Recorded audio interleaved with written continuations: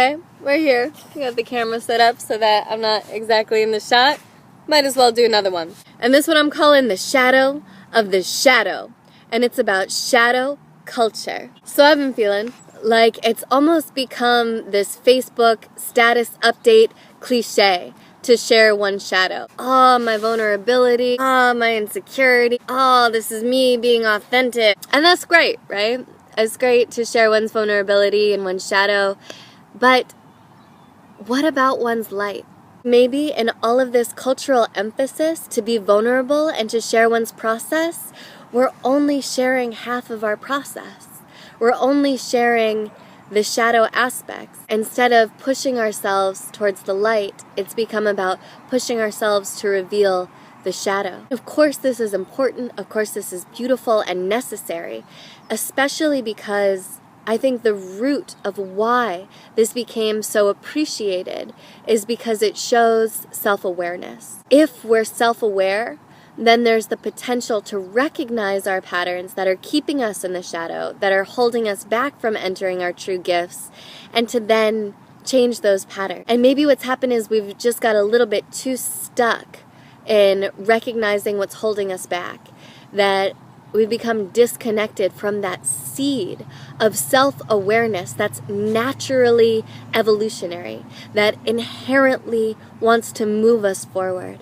So maybe it's just time to bring some self-awareness to our self-awareness. I feel like I grow the most when I'm surrounded by a group of people and have a friendship culture with that group of people where we're all up in each other's processes, where we're really taking the time to pay attention and see each other and reflect back accurately and as non-judgmentally as possible what it is that we see.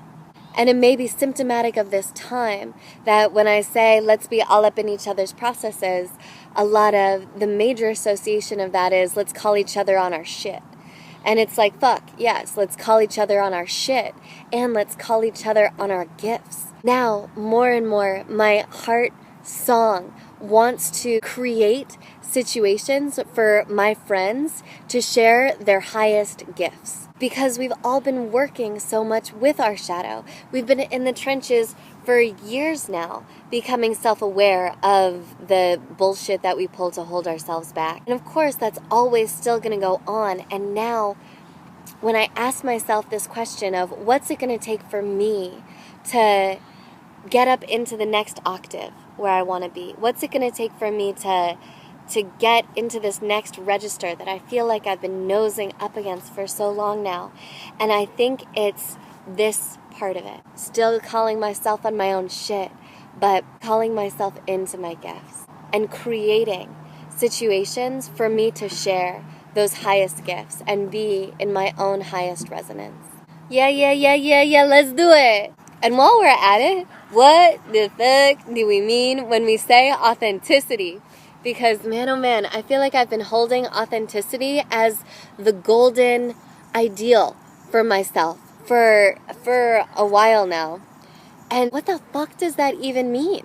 Is it even possible to not be authentic? Even if I'm thinking, okay, being authentic is being connected with myself in the moment, which is normally how I think about it, as opposed to changing my behavior based on how I think it'll be received or any other ridiculous reason that I put on myself. Even if I'm being small, even if I'm not able to connect with myself in the moment because I am giving my power somewhere else, isn't that also authentically where I'm at? 5D, baby. It was all a dream.